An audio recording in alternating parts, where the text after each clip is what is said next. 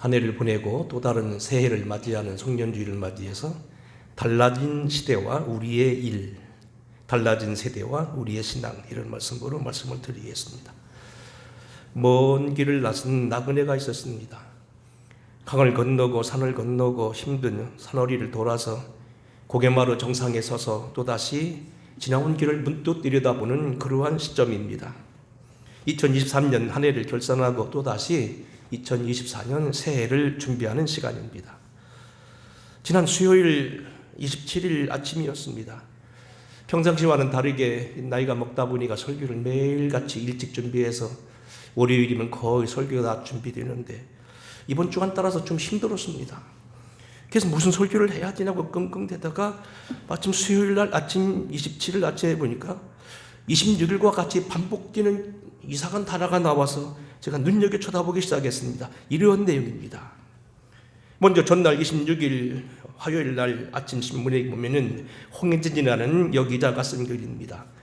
조선경제, 생활경제, 유모차보다 개모차가 더 팔렸네. 온라인을 통해 올해 1, 3분기 판매량, 반려동물용, 유아용 처음 앞질러, 이런 내용이었습니다. 물론 그 기사를 제가 잘 읽어보았습니다. 근데 하루가 지난 바로 그 다음일 바로 수요일 아침 27일에도 이제는 신문 기자를 넘어선 논소리원이라고는 좀 선배인 것 같은 강경이라는 분이 또다시 글을 올렸습니다. 이런 내용입니다. 길에 강아지 태운 유모차, 이른바 개모차 밀고 다니는 풍경이 흔해졌다. 올해 전재삼각 업체에서 아기용 유모차보다도 개모차가 더 많이 팔렸다는 뉴스가 나왔다. 2년 전엔 유모차 판매량이 반려동물용 33%, 아기용이 67%였는데 올해 1~3분기에는 57대 대 43.43%로 역전됐다. 그리고 계속해서 이어지는 기사는 바로 이런 내용입니다. 반려동물 키우는 사람들 사이에는 견생 20세가 목표다. 그리고 훈련자 강경욱이 실시한 일은 다음과 같이 말하듯 제가 그대로 읽어봅니다. 나는 활동적인 훈련사여서 반려경용 유모차를 선호하지 않았는데 지금은 3개나 가지고 있다. 강아지가 12살 넘으면 예전 같지 않기 때문이라고 했다. 개도 장수하는 시대지만 나이 들면 아프거나 관절이 이상이 생겨 잘 걷지 못한다. 그럴 때 유모차에 태우고 바람을 세게 하거나 산책하기 적당한 곳에 풀어놓고 잠깐 걷게 하는 것이다. 여러분, 이런 내용입니다. 제가 알기로도 개는 보통 10년서 15년 살고 보니까 한 12년 정도 되면 사실 말 그대로 우리로만 80, 90 노인 양반 헉헉거리고 산다는 거예요. 근데 그 10년 된 개로요 20년 살기 위해서 안간힘을 쓴다는 거예요. 그래서 늙어 빠진 개를 하루라도 더 살게 하기 위해서 유모차에 태워주고 공원에 가서 운동을 시키고 이래저래 여러 가지 일을 한다는 거예요. 물론 그 밑에 보면 여러 가지 변명도 있어요. 그런데 더욱 놀라게 하면 그 다음 얘기입니다. 바로 27일 광고 또 다르면 이게 나왔습니다. 보험 광고입니다. 우리나라 가장 큰 은행이었던 KB은행 소속으로 갔습니다. KB손해보험사. 나의 반쪽을 위한 KB 금쪽 같은 펫보험. 내 발소리만 들려도 현관에 콜을 받고 하루 온종일 내 곁에 떠나지 않는 나의 반쪽인 너를 평생 지켜주고 싶었으니까 아프지 않게 고생하지 않게 항상 든든하게 지켜줄게. 펫이라고 하면 보통 우리가 가축을 말합니다만 크게 고양이와 이제 그 강아지를 가리켜 두 말로 빼서 펫이라고 부른 것 같습니다. 그러면서 그 밑에 보니까 이렇게 나왔습니다. 뭔 내용이냐면 KB 금쪽 같은 펫보험은 1. 반려동물 치료비 특약, 2. 무지개 다리 위로금 사양 특약, 세 번째는 반려동물 양육지금 일반 상해 사망 질병 사망 특약. 보험계약 체결 전상품 설명서 약관을 읽어보시기 바랍니다. KB손해보험은 해당 상품에 대하여 충분히 설명할 의무가 있으며 가입자는 개입에 앞서 충분한 설명을 받으시기 바랍니다. 요즘 생활이 어려운 사람은 자기도 보험 들기 힘들고요. 부모님 보험 들은 사람이 많지 않은데 강아지를 보험 든다는 것이 많이 있고 이미 그 보험을 시작했다는 겁니다. 상당히 전 그 신문에 4분의 1쪽이나 되는데 아주 잘생긴 여자가요 강아지와 뽀뽀를 하면서 나온 그런 광고 사진이었어요. 글쎄요, 이거 지금 저는 송년주일 거룩하지 못하게 강아지 얘기를 했습니다만 이게 어쩐 일인지 모르겠습니다.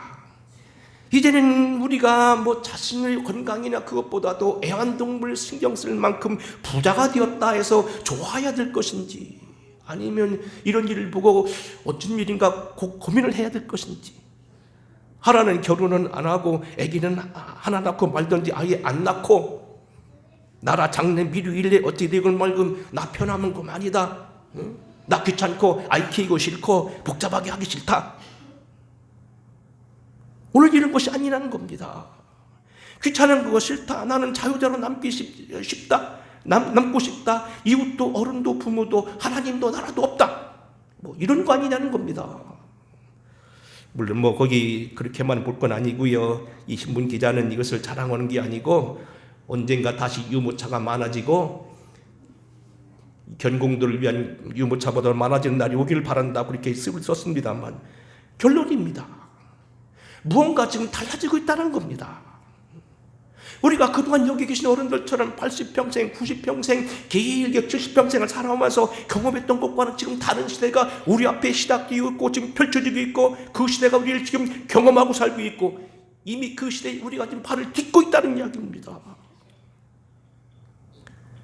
송년주일 오늘은 좀 세월 사는 지혜를 좀 말씀하려고 합니다.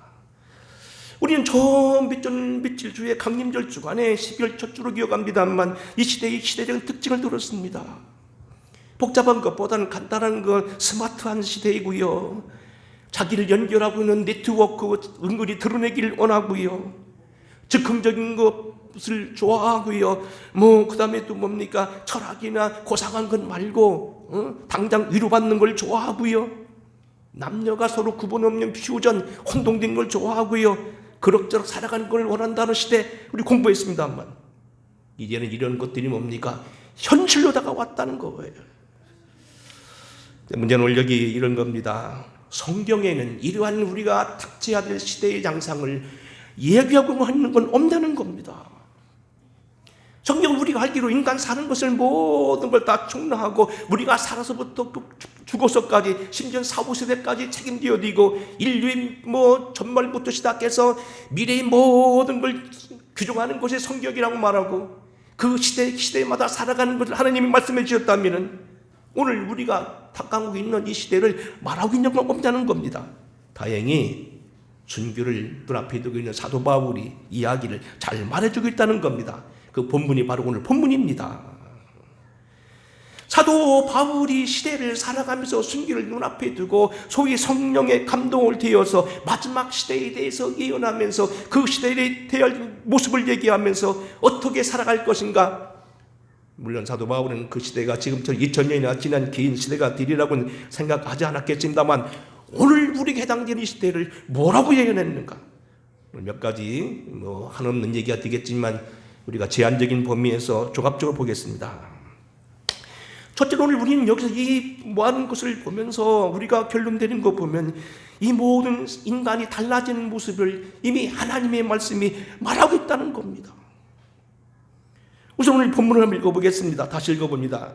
디모데후서 1장 1절로 5절입니다. 같이 읽겠습니다. 3장 1절부터 5절 시작. 너는 이것을 알라. 말세에는 고통한 때가 이르러 사람들이 자기를 사랑하며 돈을 사랑하며 자랑하며 교만하며 비방하며 부모를 거역하며 감사하지 아니하며 거룩하지 아니하며 무정하며 원통함을 풀지 아니하며 모함하며 절제하지 못하며 사나우며 선한 것을 좋아하지 아니하며 배신하며 조급하며 자만하며 쾌락을 사랑하기를 하나님 사랑하는 것보다 더하여 경건의 모양은 있으나 경건의 능력을 부인하는 자니. 아멘. 거기까지 보겠습니다. 오늘 우리 이 내용을 하나하나 다 분석할 수 있는 시간도 그럴 어떤 필요도 없겠습니다만 여러분 사실 알고 보면 뭡니까? 굉장한 얘기입니다. 오늘 우리가 살고 있는 이 시대가 어쩌면 사도 바울이 예언하고 있는 이 마지막 시대인데 마지막 때가 되면 이러리라. 말세 뭡니까? 고통하는 때가 있다는 겁니다. 평범한 시대, 살기 좋은 시대, 그럭저럭 시대가 아니라는 걸 보죠. 예고하는 겁니다. 오늘 이부터 시작해서 오늘 여기 보게 되면 대강대강 보면 그런 얘기입니다. 첫째는 뭡니까? 고통하는 시대. 일단은 어렵고 힘들다는 이야기입니다. 정작 사랑할 것은 사랑하지 아니하고 자기와 다른 걸 사랑한다는 얘기입니다. 그 계속해서 나오는 얘기 보면 거룩하지 아니하며 세속적이라는 겁니다. 여러분, 오늘 우리는 잘 알다시피 옛날 미국 사람들 얘기 들으면요, 미국 사람들이 100여 년 전보다 지금은요 20배, 100배 더 살게 됐는데 교회 헌금이나 모든 건 다 뭡니까? 죄수진이라는 겁니다. 대한민국도 마찬가지 아니라는 겁니다. 우리도 옛날에는 성전을 지을 때 시집가야 되는 아가씨가 머리를 깎아서 그를 헌금을 해서 교줬다는 얘기도 들었고요. 심지어 어느 교회 장로님은 성전 건축을 하는데 돈이 없으니 안구를 빼서, 눈을 빼서 헌금하려고 했다는 얘기도 우리가 많이 들었습니다. 지금은 그런 사람이 있겠냐는 얘기입니다. 물론 있습니다만 오늘 우리는 그걸 찾기가 그렇게 쉽지 않다는 얘기입니다. 무정하며 원통함을 풀지 아니하며 사나 없다는 겁니다. 인정사정 없다는 겁니다. 몰인정하다는 겁니다. 모함하며 은혜를 악으로 갚는 형태이라는 겁니다. 여러분의 은혜를 베풀고 사랑을 베풀었는데 적발하자가 나올 때 얼마나 여러분 마음이 아픈가 하는 걸 한두 번 경험했을 것입니다. 절제하지 못하며 사나우며 자기 통제와 조절 능력을 상실했다는 이야기입니다. 선한 것을 좋아하지 아니하며 그랬습니다. 하나님은 선한 것의 대명사입니다. 우리는 그래서 주님이 말씀하기를 악에는 선으로 이기라고 말하면서 끝까지 그를 위해 축복하라고 말합니다. 선은 하나님 앞에 근본 태도이고 일단 선은 하나님의 것입니다. 그런데 그 선을 좋아하지 않는다는 겁니다. 배신하며 조급하며 자만하며 쾌락사랑하기를 좋아하는 것에서 하나님 사랑보다 더한다. 노력하지 않고 돈 벌기를 원하고 빨리 되기를 원하고 자기가 그만큼 대가를 지불하지 않고 대접받기를 원하며 자만하고 쾌락하고 남이 뭐라고 하든 자기 만족에 산다는 겁니다. 가장 중요한 건 뭡니까? 경건의 모양은 있으나 경건의 능력은 부인한다는 겁니다. 파스칼이 말한 대로 우리는 어쩌면 수증기 한 방울로 두고 죽을 수밖에 없는 우리 인간들인데 내일 죽을 인생을 모르고 뻐긴다는 겁니다. 안타까운 일입니다만요, 근래 제 잘 아는 친구 목사, 저보다 사실 나이가 아래입니다만 갑자기 세상 떠났습니다. 교인이 5,000명 모입니다. 당당했습니다. 모임에 져서 당당했습니다. 근데 그만 새벽 기도 나갔다가 꼬꾸라졌는데 그것이 인연이 되고 결국 세상 떠났습니다. 아사리는 젊은 목사, 그 사람 저보다 한참 밑입니다. 8살 아래살 밑입니다.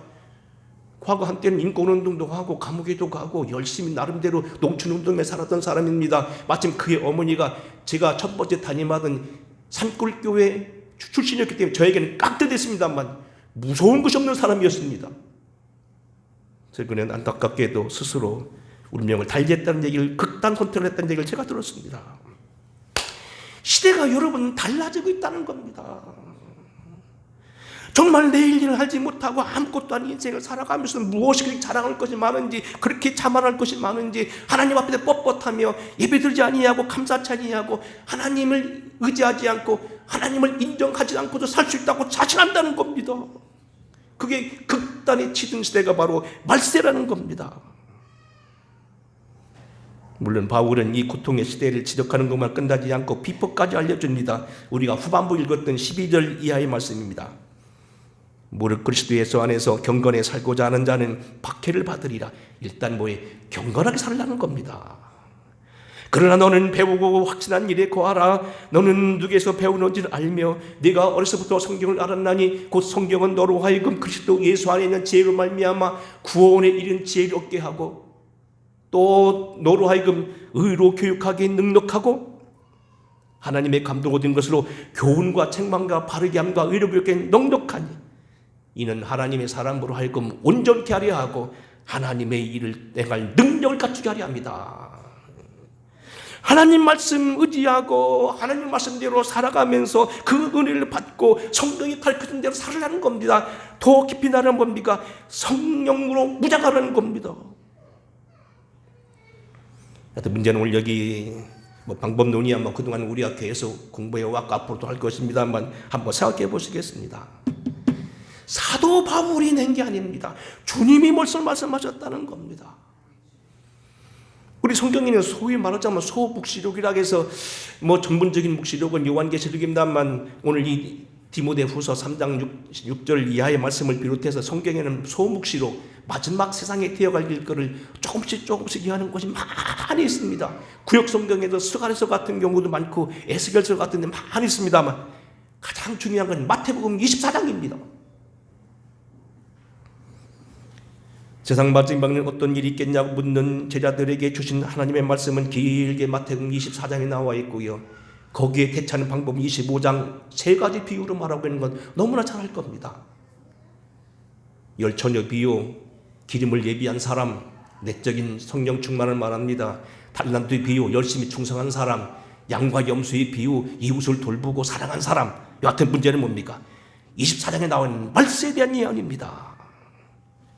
전반적인 말씀을 마태복음 24장 4절 이렇게 말합니다. 예수께서 대답하여 이르시되 너희가 사람의 미혹을 받지 않도록 유혹하라. 많은 사람이 내 이름으로 와서 이르되 나는 그리스도라 하여 많은 사람을 미혹하리니 난리와 난리 소문을 듣겠으니 너희는 삼가 두려워하지 말라. 이런 일이 있어야 하되 아직 끝은 아니니라. 민족이 민족을 나라가 나라를 대적하여 이르겠고 곳곳에 기근과 지진이 있으리니 모든 곳이 재난의 시작이라. 요즘 뭐 신문에 보게 되면 과거는 통신이 발달 안 되고 그래서 모르지만 요즘 뭡니까? 지진이 50배, 100배 늘어났다는 거 아닙니까? 곳곳에 지진뿐만 아니고 뭡니까? 소위 난리가 나서 막 어떤 때는 여름에도 뭡니까? 한파가 내려서 뭐 난리가 피고 여름에도 뭐 지금 겨울에도 지금 어디 해수욕 오는 데가 있고 그리고 뭡니까? 비가 양이 부족해서 뭐 물이 마르고 그런 거 여러분 못 듣습니까? 수없이 많다는 겁니다. 불법이 성함으로 많은 사람이 사랑이 식어지리라. 과거에는 분명 그 동성애가 나쁜 지하였는데 지금은요 인정받고 호적처벌로 올린다는 겁니다. 어느 날 아들이 장가가 따로 데려왔는데 보니까 남자를 데리고 와서 며느리라고 소개하는 거요. 어느 날 딸이 시집 간다고 해서 자기 남편을 데리고 왔는데 보니까 여자를 데리고 오는 거요. 도대체 이게 어디서 온 얘기고 어떻게 돼가냐는 얘기입니다. 불법이 성행하고 그런 것들이 다 인정받는다는 겁니다. 주 68년부터 72년 사이에 있었던 유대전쟁을 포함해서 인류에게 닥칠 환난에 대하여는 주님께서 이렇게 말씀합니다. 너희가 도망하는 일이 겨울에나 안식일에 되지 않도록 기도하라. 이는 그때 큰 환난이 있겠습니다. 창세로부터 지금까지 이런 환난이 없었고 후회도 없으리라. 그날을 감하지 아니하면 모든 육체가 구원을 얻지 못할 것이니 그러나 택하신 자들을 위해 그날을 감하리라. 계속 나옵니다. 우주적 변화, 시대적인 변화에 대해서는 마태복음 24장 이렇게 말합니다. 그날 환난 후에 즉시 해가 어두워지고 달이 빛을 내지 아니하며 별들이 하늘에서 떨어지며 하늘의 권동들이 흔들리리라. 그때 인자가 징조가 하늘에서 보이겠고 그때 땅의 모든 족속들이 통곡하며 그들의 인자가 구름을 타고 능력으로 큰 영광으로 오는 것을 보리라. 물론 이거에 대한 시기도 말하고 있습니다. 24장 32절입니다. 무화과 나무의 비유를 배우라. 그 가지가 연하여지고 잎사귀를 내면 여름이 가까운 줄 알라니. 이것은요 이런 얘기입니다. 봄이 되면 개나리가 피고 진달래가 피고 하는 정도 그 의미가 아닙니다. 무화과 나무는 이스라엘 국화입니다. 결국 무화과 나무 피었다는 얘기 뭡니까? 흩어져 살고 있고 가스실에서 600만이 죽고 이곳저곳에서 도둑놈 취급받았던 유태인들이 단합된 힘을 가지고 왕성하게 일할 때가 있다는 겁니다. 무화과 나무가 꽃을 피우고 잎사귀를 내는 걸 보라. 그때가 세상 마지막이라는 겁니다. 여튼 문제는요 그런 정도 해두시고 우리는 당장 뭡니까? 문제가 있다는 거예요. 놀라운 건 뭐냐면 이러한 일들이 오늘 우리에게 절실한 숙제로 주어지고 있는데 이런 많은 일들이 오늘 우리에게 현실로 나타나고 있고요. 엘니뇨 현상을 비롯해서 기후변화가 나타나고 있고요. 가중되는 화산 폭발이나 화재 사건들이 많이 산불이 많고요. 인구 감소에 따른 일들이 많음에도 불구하고 이상한 건 기독교 세력은요 만만치 않다는 겁니다. 이슬람에 따른 사람이 꽤 많습니다. 사실 벽에 나와서 한번 말씀드립니다만 이슬람 같은 경우는요 거짓 종교입니다. 오늘 보면 거짓 선지자라고 있는데 사실 거짓 선지자입니다. 본래 이 이슬람은 전혀 근거 없는 게 아니고 유대교에서 나왔습니다. 이 마호메트 같은 경우는요 주후 570년 4월 12일 날인가 요즘 사우디아라비아 메카에서 태어난 사람입니다. 이 아들로 태어나고 가난하게 했던 이 청년은 아버지가 일찍 돌아가셔서 어머니 밑에 크다가 어머니 먼저 돌아가신 바람에 할아버지 밑에서 큽니다. 그리고 나중에 할아버지도 돌아가셔서 결국 작은 아버지 집에 가서 자라게 됩니다. 아버지, 어머니, 할아버지, 작은 아버지 그러면서도 이 사람은 아주 우울하게 큽니다. 결국은 25살이 그 25살이 되던 한 20살이 되던 작은 아버지 주선으로 해가지고 부잣집 카디자라고 하는 여자와 결혼하는데 돈 많은 대상 부인이었던 목장 주인입니다. 그 뒤로 얼마 있다가 이 사람은 이 25살에 15년 유인 이 카디자와 결혼해서 일약 부자가 됩니다. 그리고 15년 동안은 재밌게 사는데 15년 만에 자녀들이 2남 4녀가 있었는데 다 죽습니다. 하나만 남기고 다 죽습니다. 그래서 갑자기 인생의 무상함을 느끼고 사랑을 느낀 그가 결국은 모든 걸 포기하고 과거에 있었던 상처가 다시 되돌아가면서 히라산이라고 하는 메카에 있는 어떤 교회에 있는 산에 동굴로 들어가서 거기서 기도를 시작합니다. 그리고 그는 거기서 드디어 가브리엘이라고 하는 어떤 거짓 우리 성경 말은 가브리엘이 아니겠죠? 그 가브리엘을 가장한 어떤 악신을 만나게 됐다고 보는 겁니다. 그래서 그가 그렇게 은혜를 받고 나오니까 사람들이 미쳤다고 봐가지고요 622년 7월 16일 결국 도망을 갑니다. 동네 사람들이 또 미친놈이라고 하니까 도망갑니다.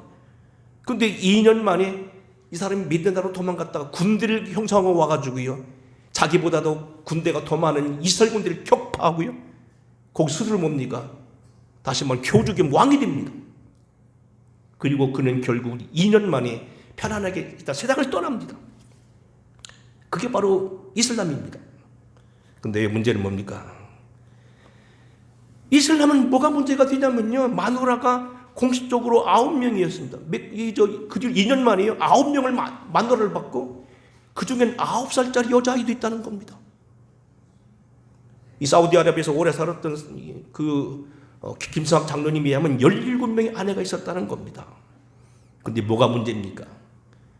입만 벌리면 거짓말이었는데 자기가 살지도 아니한 예루살렘의 성지인데 왜 성지냐? 그래서 메카 지금 바로 자기가 추구했던 메카, 메디나, 예루살렘의 성지인데 성지 이유는 뭐냐면 자기가 꿈을 꿨는데 한번 날개를 치면 수백 년씩 가는 말을 타고 예루살렘에 왔는데 예루살렘에 왔다가 갔다 해서 그게 성지라는 겁니다. 도둑놈입니다. 무지막지한 건데 문제는 뭐냐면 이걸 믿는다는 겁니다. 여러분 인터넷 올라가보면 요즘 서울대학교 교수들도 많이 들어오고 있고요. 우리는 명문대학 교수들도 꽤 많이 돈 받고요. 많은 돈을 받고 이것을 지금 하수인으로 책을 써주고요. 은근히 이걸 미화시킵니다. 거짓 선지자는 물론 꼭 우리가 기독교단만이 아니고 이슬람도 그 가운데 끼어야 된다고 봅니다. 어쨌든 우리는 지금 세상이 이런 시대가 됐다는 건 큰 문제를 안고 있다는 겁니다. 근데 문제는 뭡니까? 이러한 모든 해결 방법이 이미 사람의 손을 떠나고 있다고 보는 겁니다. 그동안 제가 한 주간 동안 많이 말했던 온실 이 기후에 대해서 얘기해 보겠습니다. 지난해는 우리가 우리나라에도 한반도에 큰 비가 내리는데 이 한반도 그 태풍이요 이 북상을 하면서 막 비를 뿌렸는데 옛날에는 한반도에는 이게 바람이 오게 되면 서해안으로 빠지든지 이쪽으로 남한에 쑥 돌아가지요 미리 올라가는 법이 없었대요. 이미 이게 딱 돼 있어서 그걸 못 올라가게 돼 있다는데 이번엔 관통을 뚫고 갔다는 그 이유가 있다는 겁니다. 길이 열렸다는 겁니다. 바로 저 지난주에 우리는 뭡니까? 영하 10도, 20도 내려가는 큰 쥐를 당하게 된 게 그건 뭐냐면은 옛날에는 저쪽 시베리아에서 오는 바람이요 오더라도요 중국 거쳐서 이렇게 빌빌빌빌 돌아왔는데 그 우크라이나에서부터 남한으로 내려온 길이 뻥 뚫렸다는 겁니다. 뭔가 지금 잘못돼가지고요 이 기상구조가 지금 깨어졌다는 겁니다. 문제는 오늘 여기 이뿐만 아니라 식량 문제입니다. 지난주 목요일 날 28일자 신문에 보게 되면 기후와 날씨라고 하면서 날씨가 식량 위기와 관계된다는 글이 나왔습니다. 제가 읽어보겠습니다. 2022년 기준 극심한 식량 불안을 겪는 세계 인구는 58억 2억 5천만 명으로 추산돼 21년보다도 6,500만 명 34%가 늘었다 그렇게 되어 있어요. 72억 가운데로 지금 현재 72억으로 보는데 72억 가운데 식량난 겪는 인구가 58억이라는 겁니다. 그런데 식량 위기는 폭염, 가뭄, 홍수, 혹한 등으로 생산량이 줄어들고 더욱더 심각해진다는 겁니다. 그래서 미국의 엑스터 대학의 교수는 세라거라고 하는 그 교수는 뭐라고 말하냐면 인류는 코로나 같은 질병에 걸려 사망하기 전에 영양실조로 사망할 수 있다. 우리는 지금 뭐 배부르게 먹고 있고 식량난 별거 아닌 것 같습니다. 오늘 갑자기 더 이상 사올 식량이 없다는 겁니다. 아직도 우리나라는 식량 작업하지 못한다는 겁니다. 쌀은 남아 돌아가지 못하지만 거의 어떤 식품 거의 100% 수입한다는 겁니다. 그런데 오늘 갑자기 이것이 다 무너진다는 겁니다. 네 가지로 나왔습니다. 첫째, 기후변화에 따른 높은 온도, 물 고갈, 가뭄, 홍수, 대기 중 이산화탄소 증량은 식량 생산을 줄어들게 한다. 둘째, 재난이 일어나면 공급망이 무너져서 가족에서 안 판다는 겁니다. 그래서 실제 있어도 굶어 죽는다는 겁니다. 한쪽에서.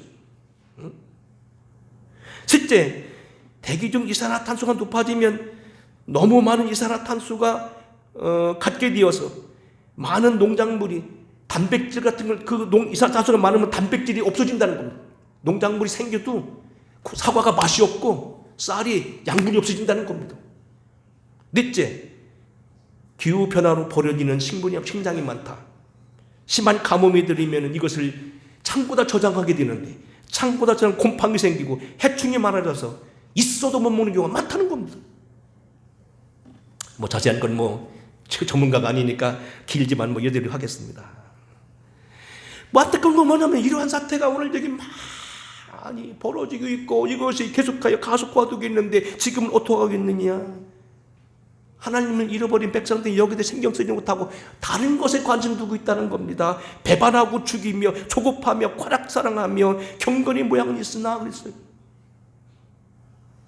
여러분 이건 여러분이 잘못됐다고 하는 얘기는 아니고 시대가 그렇다는 얘기입니다. 금방 한쪽에서 불나서 죽고 소방수가 죽었고 어디서 누가 어떻고 줬다가도 갑자기 뭡니까? 금요 무슨 뭡니까? 인기 가요 대상 막 뛰고 놀고 오고 난리가 났습니다. 매스컴이지 않습니다. 하늘이 무너져도 정신 차리면 되고요. 호랭이 등거리에 떨어져도요. 정신 차리면 산다는 건데 지금 사람들은요. 그걸 쓸 수 있는 정신 영역이 없다는 겁니다. 당장 눈앞의 고생을 여기 스스로 거기에 매진할 수밖에 없다는 겁니다. 어떻게 보면 이런 얘기입니다. 사막을 여행하는 사람은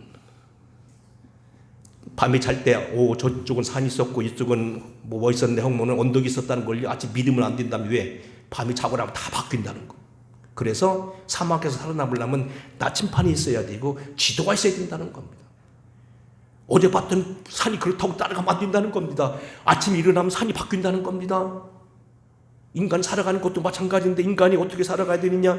인생 나침판인 하나님 말씀이 있어야 되는데 하나님 말씀을 버린 지 지금 오래라는 겁니다. 저와 여러분이나 같은 성경 말씀 듣고 기도하고 있지 누가 성경 본 사람이 누구냐는 겁니다. 여러분 성경 보십니까? 매일같이?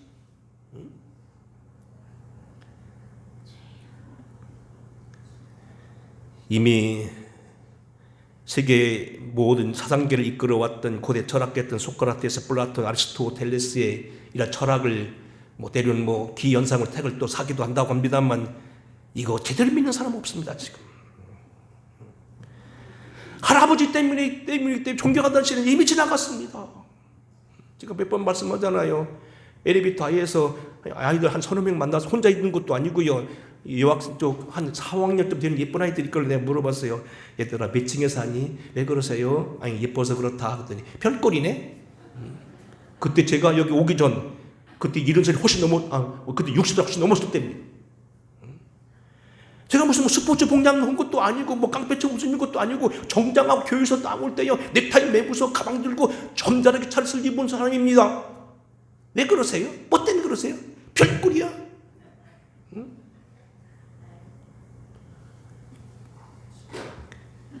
얼마 전에 인사 문제가 있어서 작은 교회에 아주 어려운 교인이 없는 교회의 목사에게 전화했습니다. 이 목사님 제가 전에 들었습니다만 가관입니다. 나 웬만한 교회 안 갈래요. 우리 두뇌이가 요즘엔 이중직이 허락돼서 하니까 거기 가서 돈 벌으면 300만 원 400만 원 받는데 거기 가서 100만 원 200만 원 받고는 안 합니다. 아예 큰 교회 아니면 안 간다는 거예요.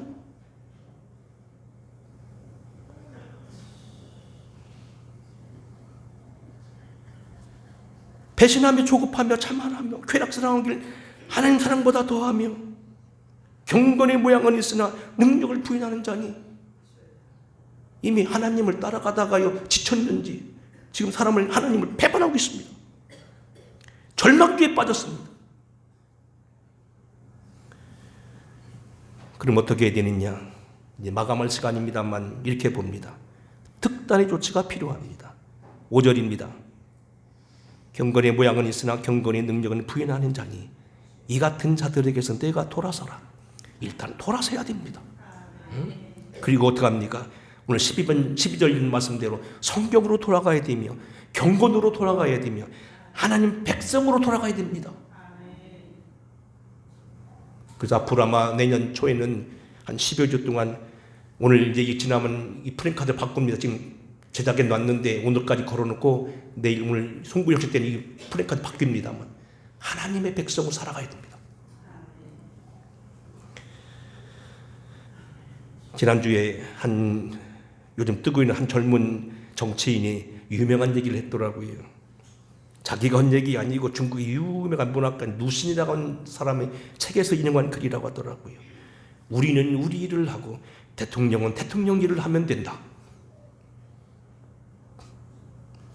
대통령 상관하지 말고 너희들 잘하라.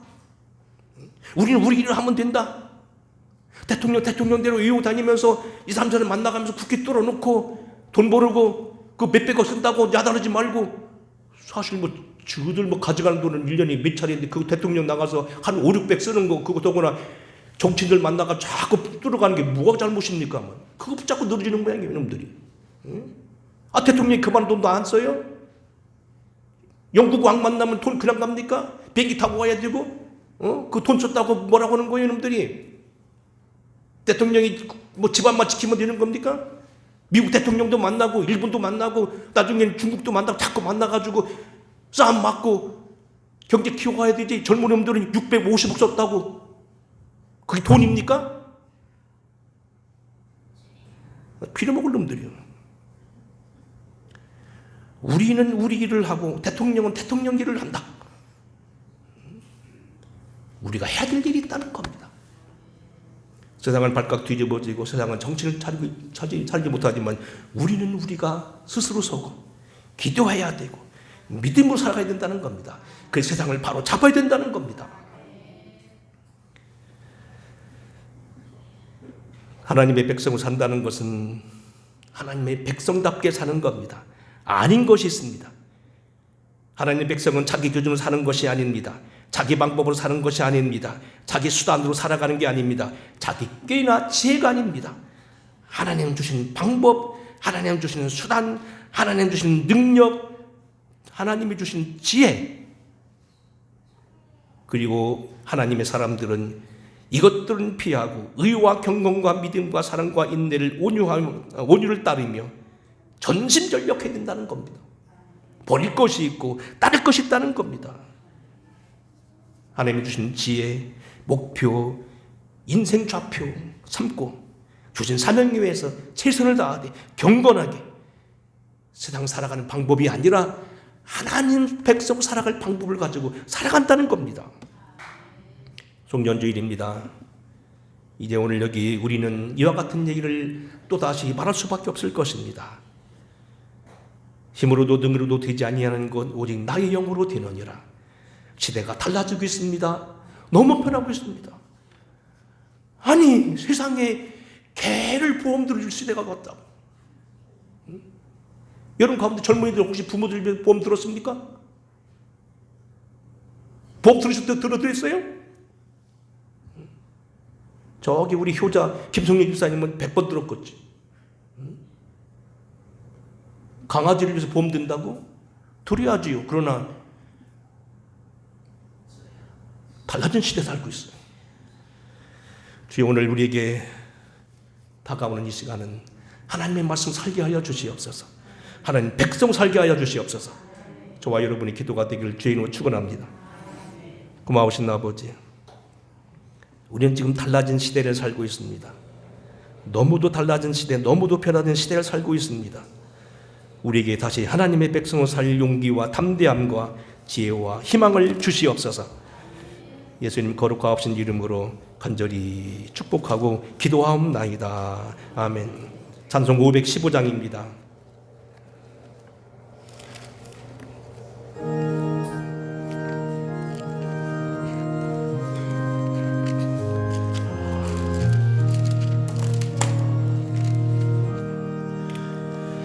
눈을 들어 하늘 보라. 어지러운 세상 중에 곳곳마다 상한 용의 단식 소리 들려온다. 빛을 잃은 많은 사람들을 잃고 헤매이며 강자처럼 귀진하니 믿는 자여 어이할꼬. 눈을 들어 하늘 보라. 어두워진 세상 중에